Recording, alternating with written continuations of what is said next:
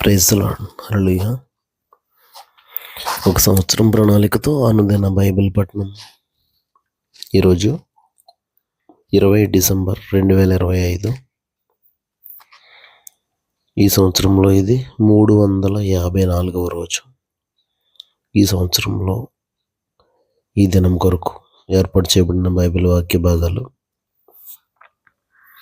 పాత నిబంధన మీకా గ్రంథము 4-5 అధ్యాయాలు మరియు కొత్త నిబంధన ప్రకటన గ్రంథము 11వ అధ్యాయం. మొదటిగా పాత నిబంధన మీకా గ్రంథము 4వ అధ్యాయం.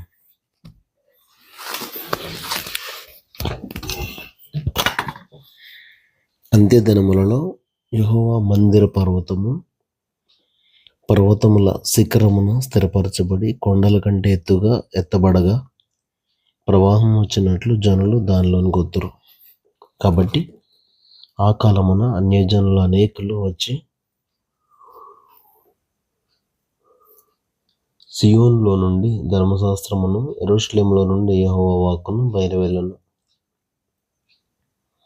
యాకోబు దేవుని మందిరమునకు, యెహోవా పర్వతమునకు మనము వెళుదము రండి. ఆయన తన మార్గముల విషయమై మనకు బోధించును. మనము ఆయన త్రోవల్లో నడుచుకొందము అని చెప్పుకొందరు. ఆయన మధ్యవర్తి అయి అనేక జనములకు న్యాయం తీర్చును. దూరమున నివసించు బలము గల అన్యజనులకు తీర్పు తీర్చును. వారు తమ ఖడ్గములను నాగటి నక్కులుగాను తమ ఈటలను మచ్చు కత్తులుగాను సాగకొట్టుదురు. జనము మీదికి జనము ఖడ్గము ఎత్తకయుండును. యుద్ధము చెయ్య నేర్చుకొనుట జనులు ఇక మానివేతురు. ఎవరి భయం లేకుండా ప్రతి వాడును తన ద్రాక్ష చెట్టు క్రిందను తన అంజూరపు చెట్టు క్రిందను కూర్చుండును. సైన్యములకు అధిపతి యెహోవా మాట ఇచ్చి ఉన్నాడు. సకల జనములు తమ తమ దేవతల నామము స్మరించుచు నడుచుకొందురు. మనమైతే మన దేవుడైన యెహోవా నామమును ఎల్లప్పుడూ స్మరించుకొందం. ఆ దినమున నేను కుంటివారిని పోగుచేయుదును. అవతలకు వెళ్ళగొట్టబడిన వారిని, బాధింపబడిన వారిని సమకూర్చుదును. ఇదే యెహోవా వాక్కు. కుంటివారిని శేషముగాను, దూరమునకు వెళ్ళగొట్టబడిన వారిని బలమైన జనముగాను నేను చేతును. యెహోవా సియోను కొండయందు ఇప్పటి నుండి శాశ్వత కాలం వరకు వారికి రాజుగా ఉండును. మందల గోపురమా, సియోను కుమార్తె పర్వతమా, మునుపటిలాగున యెరూషలేము కుమార్తె మీద నీకు ప్రభుత్వం కలుగును. నీవెందుకు కేకలు వేయుచున్నావు? నీకు రాజు లేకపోవుట చేతనే, నీ ఆలోచనకర్తలు నశించిపోవుట చేతనే ప్రసూతి స్త్రీకి వచ్చిన వేదనలు నీకు వచ్చినవా? సియోను కుమారి, ప్రసూతి స్త్రీ వలనే నీవు వేదనపడి ప్రసవించుము. నీవు పట్టణము విడిచి బయట వాసం చేతువు. బబులోను పురము వరకు నీవు వెళ్ళుదువు. అక్కడనే నీవు రక్షణ నొందుదువు. అక్కడనే యెహోవా నీ శత్రువుల చేతిలో నుండి నిన్ను విమోచించును. మనము చూచుచుండగా సియోను అపవిత్రపరచబడును గాక అని చెప్పుకొనుచు అన్ని జనులు అనేకులు నీ మీదికి కూడి వచ్చి ఉన్నారు. కళ్ళములో ఒకడు పనలు కూర్చున్నట్టు యెహోవా వారిని సమకూర్చును. అయితే వారు ఆయన తలంపులు తెలుసుకొనుకున్నారు, ఆయన ఆలోచన వారు గ్రహింపకున్నారు. సియోను కుమారి, నీ శృంగము ఇనుపదిగాను, నీ డెక్కలు ఇత్తడివిగాను నేను చేయుచున్నాను. లేచి కళ్ళం ద్రొక్కుము. అనేక జనములను నీవు అనగద్రొక్కుదువు. వారికి దొరికిన లాభమును నేను యెహోవాకు ప్రతిష్ఠించుదును. వారి ఆస్తిని సర్వలోకనాథునికి ప్రతిష్ఠించుదును. మీకా గ్రంథం 5వ అధ్యాయము. అయితే సమూహములుగా కూడుము. శత్రువులు మన పట్టణము ముట్టడి వేయుచున్నారు. వారు ఇశ్రాయేలీయుల న్యాయాధిపతిని కర్రతో చెంప మీద కొట్టుచున్నారు. బెత్లెహేము ఎఫ్రాతా, యూదా వారి కుటుంబములలో నీవు స్వల్ప గ్రామమైనను నా కొరకు ఇశ్రాయేలీయులను ఏలబోవాడు నీలో నుండి వచ్చును. పురాతన కాలం మొదలుకొని శాశ్వత కాలము ఆయన ప్రత్యక్షమగుచుండెను. కాబట్టి ప్రసవ మగు స్త్రీ పిల్లలు కను వరకు ఆయన వారిని అప్పగించును. అప్పుడు ఆయన సహోదరులలో శేషించిన వారును ఇశ్రాయేలీయులతో కూడా తిరిగి వత్తరు. ఆయన నిలిచి యెహోవా బలము పొంది తన దేవుడైన యెహోవా నామ మహత్యమును బట్టి తన మందను మేపును. కాగా వారు నిలుతురు. ఆయన భూమి అంతముల వరకు ప్రబలుడగును. ఆయన సమాధానమునకు కారకుడగును. అష్షూరు మన దేశములో చొరబడి మన నగరంలో ప్రవేశింపగా వారిని ఎదిరించుటకు మేము 7 గొర్రెల కాపరులను 80 ప్రధానులను నియమింతుము. వారు అష్షూరు దేశమును దాని గుమ్మముల వరకు నిమ్రోదు దేశమును ఖడ్గము చేత మేపుదురు. అష్షూరీయులు మన దేశంలో చొరబడి మన సరిహద్దులలో ప్రవేశించినప్పుడు ఆయన ఎలాగున మనలను రక్షించును. యాకోబు సంతతిలో శేషించిన వారు యెహోవా కురిపించు మంచు వలెను, మనుష్య ప్రయత్నం లేకుండాను నరుల యోచన లేకుండాను గడ్డి మీద పడు వర్షము వలెను ఆయా జనముల మధ్యను నుందురు. యాకోబు సంతతిలో శేషించిన వారు అన్యజనుల మధ్యను అనేక జనముల్లోను అడవి మృగములలో సింహము వలెను ఎవడును విడిపింపకుండా లోపలికి చొచ్చి గొర్రెల మందలను త్రొక్కి చీల్చు కొదమ సింహము వలెను ఉందరు. నీ హస్తము నీ విరోధుల మీద ఎత్తబడి ఉండును గాక, నీ శత్రువులందరూ నశింతురు గాక.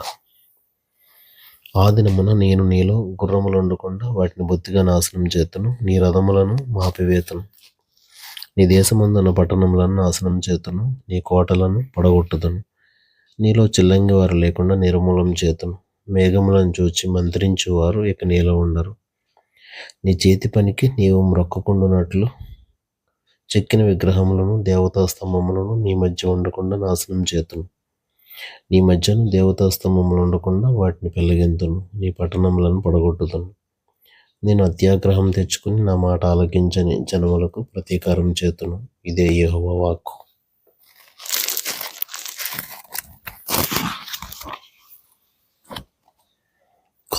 క్రొత్త నిబంధన ప్రకటన గ్రంథము 11వ అధ్యాయము 19 వచనాలు. మరియు ఒకడు చేతికర్ర వంటి కొలకర్ర నాకిచ్చి, నీవు లేచి దేవుని ఆలయమును బలిపీఠమును కొలత వేసి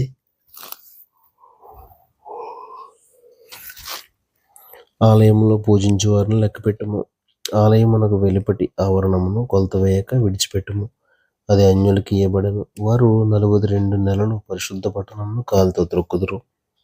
నేను నా 2 సాక్షులకు అధికారం ఇచ్చేదను. వారు గోనె పట్టు ధరించుకుని 1260 దినములు ప్రవచింతురు. వీరు భూలోకమునకు ప్రభువైన వాని ఎదుట నిలుచుచున్న 2 ఒలీవ చెట్లను దీపస్తంభములనై ఉన్నారు. ఎవడైనను వారికి హాని చేయను ఉద్దేశించిన ఎడల వారి నోట నుండి అగ్ని బయలువెడలి వారి శత్రువులను దహించి వేయను. గనుక ఎవడైనను వారికి హాని చేయను ఉద్దేశించిన ఎడల అలాగున వాడు చంపబడవలెను. తాము ప్రవచింపు దినములు వర్షము కురవకుండా ఆకాశమును మోయుటకు వారికి అధికారం కలదు. మరియు వారికి ఇష్టమైనప్పుడల్లా నీళ్లు రక్తముగా చేయుటకును నానా విధములైన తెగుళ్లతో భూమిని బాధించుటకును వారికి అధికారం కలదు. వారు సాక్ష్యం చెప్పడం ముగింపగానే అగాధంలో నుండి వచ్చే క్రూర మృగము వారితో యుద్ధం చేసి జయించి వారిని చంపును. వారి శవములు ఆ మహాపట్టణపు సంత వీధిలో పడి ఉండును. వానికి ఉపమాన రూపముగా సుధమానియు ఐగుప్తనియు పేరు. అచ్చట వారి ప్రభువు కూడా సిలువ వేయబడను. మరియు ప్రజలకును వంశములకును ఆయా భాషలు మాట్లాడే వారికి జనములకును సంబంధించిన వారు 3 దినములున్నర వారి శవములను చూచుచు వారి శవములను సమాధిలో పెట్టనీయరు. ఈ 2 ప్రవక్తలు భూనివాసులను బాధించినందున భూనివాసులు వారి గతి చూచి సంతోషించుచు ఉత్సహించుచు ఒకనికొకడు కట్నములు పంపుకొందురు. అయితే ఆ 3 దినములున్నర అయిన పిమ్మట దేవుని యొద్ద నుండి జీవాత్మ వచ్చి వారిలో ప్రవేశించెను. గనుక వారి పాదములు ఊని నిలిచిరి. వారిని చూచిన వారికి మిగిలి భయం కలిగెను. అప్పుడు ఇక్కడికి ఎక్కి రండని పరలోకము నుండి గొప్ప స్వరము తమతో చెప్పుట వారు విని మేఘారూఢులై పరలోకమునకు ఆరోహణమైరి. వారు పోవచుండగా వారి శత్రువులు వారిని చూచి ఆ గడియలోనే గొప్ప భూకంపం కలిగినందున ఆ పట్టణంలో 10వ భాగము కూలిపోయాను. ఆ భూకంపం వలన 7,000 మంది చచ్చిరి. మిగిలిన వారు భయాక్రాంతులై పరలోకపు దేవుని మహిమపరిచిరి. 2వ శ్రమ గతించెను. ఇదిగో 3వ శ్రమ త్వరగా వచ్చుచున్నది.